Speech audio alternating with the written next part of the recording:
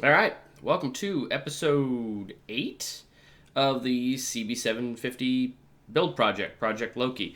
On this one, I'm working on forward controls some more. Had some additional work to do with those, getting just the cutouts and everything shaped the way I wanted to, as well as actually working.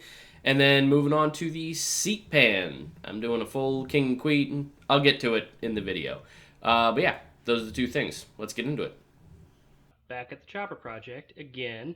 Made some adjustments since last night. So the rear connector for the let me start with this. So it's all on. It's all together. I've got foot pegs on both sides, and they work. So what I'm using is this is the bar, and then in here, I don't know if you can see that. There we go.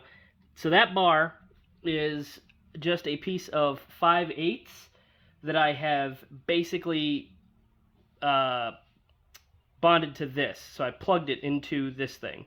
So the tube itself was smaller than 5/8, and the rod that I plugged it with is 5/8. So it's really, really snug, and it's hammered in there about an inch.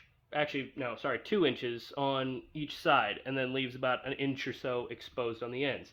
So it's in there.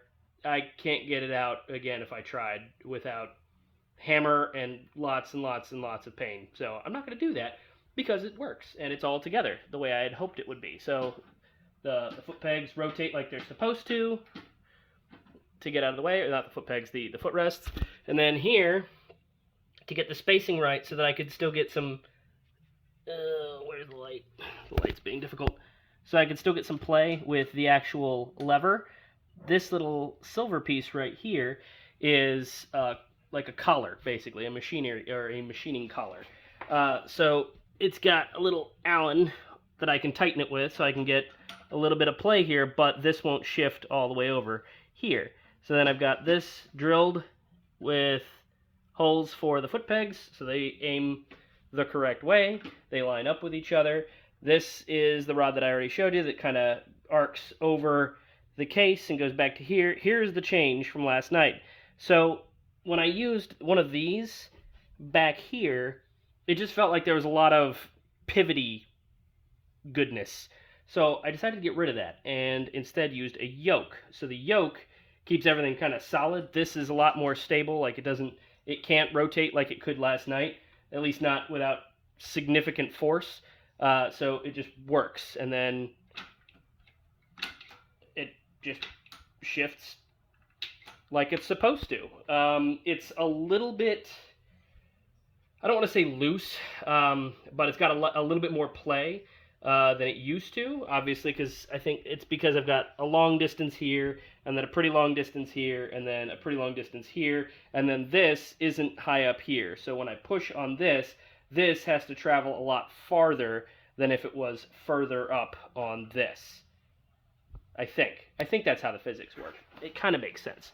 But, like I said, now I've got actual forward controls on this thing, or at least clutch controls are complete for forward controls. So this side, though, is all set up and ready to go.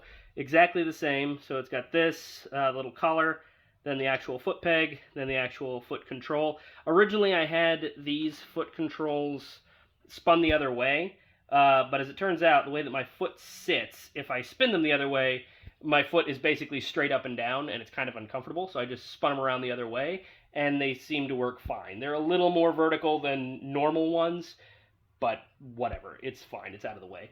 So, for this side, I'm going to try and use either, if I can find a mechanical brake cable, I'm going to use that, connect it to this little guy, and then I need to attach something to the actual frame, or the motor, probably the frame, of the bike up here, so that the brake line will come back from that, so that position basically right there, brake line will come back and go around here back to this little guy.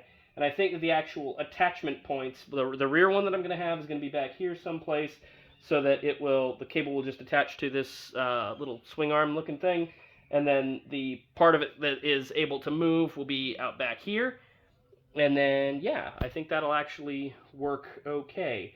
I don't know. We'll see. But everything's working out pretty good. I was shocked that I was able to get that knocked out as quickly as I was today, but that's where we're sitting. So I've got forward controls where they need to be. They're friggin' rock solid. They work just like normal forward controls would, comparing them to like these guys.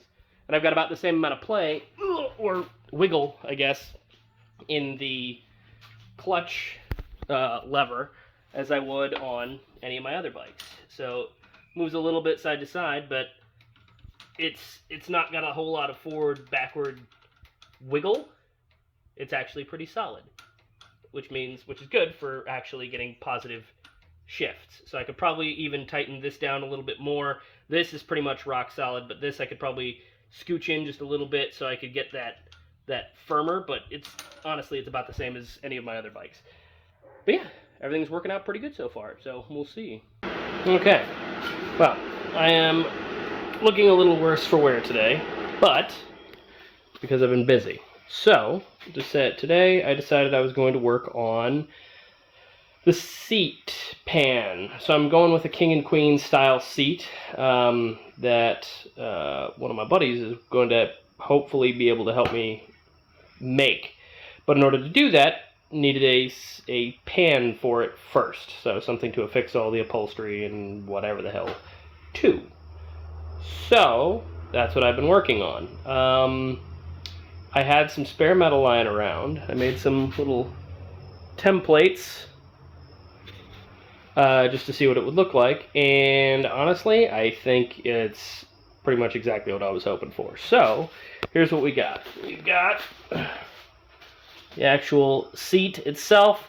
So up here, I cut this little notch, but it actually has a little tab that slides up into the frame, so that'll hold the front of the seat down. I'm also going to be drilling a couple of holes in it because there's a bunch of screws and stuff under here, and also the battery is right under here, so I haven't decided how exactly. I think the whole seat is going to have to come off every time I want to fiddle with the battery, but what that should be is just this, maybe a bolt or two here, and then this tail bolt here. So it slides up underneath there, holds it in place, that holds the front end down. These clamps are just here until, so I'm actually probably going to be welding this seam together, but I am not a good welder, and I'm debating if I want to do that or if I want to have somebody like a professional do it, or one of my buddies who's better at welding do it. We'll see. So yeah, there's a little gap there, but this all sits nice and flush up against the rear fender, goes into the back piece, comes all the way up the sissy bar, and ends up here. I wanted to have these little coils exposed from the front and the back because I think they look really cool.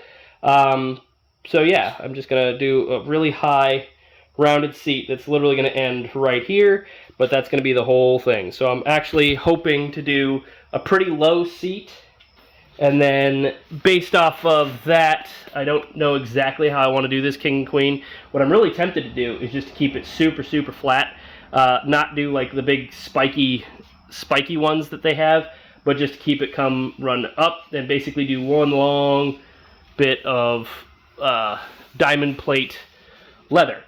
So that's what I'm looking at, and I think that might be the way I go. This is obviously, I'm not going to have a passenger hardly ever, if God help the passenger if there ever is one. But because I'm not going to have one, it doesn't really need to seat a real human. It just has to look like it can seat a human. And technically, I guess it could. I mean, I can technically. Actually, yeah, I can technically sit on that, and it would, in theory, work. Wouldn't be comfortable, but most of this bike isn't comfortable. So, if I go with a pretty thin pad for this, I think it'll actually be a lot cooler. Just the overall look, keeping it pretty low to the ground, and that'll give me about that position for my knees if I've got a pretty shallow seat. So that's where we're at. So I've made the seat pan. I've just got to do a couple of welds there and there. And then I think it'll be ready. But yeah, that's what today's project was. And it's been hot. So, more to follow. Okay, so that'll about do it for episode 8. Gonna keep working on this thing. I'm super excited to get back into the actual garage and working on the project. Also, I think I managed to get the audio fixed in theory. It's been only coming out of one side, now it should be coming out of both. Hopefully I got it fixed. If not, I'm sure someone will let me know. Probably my wife. With that said, thanks again, like and subscribe, and I'll see you next time.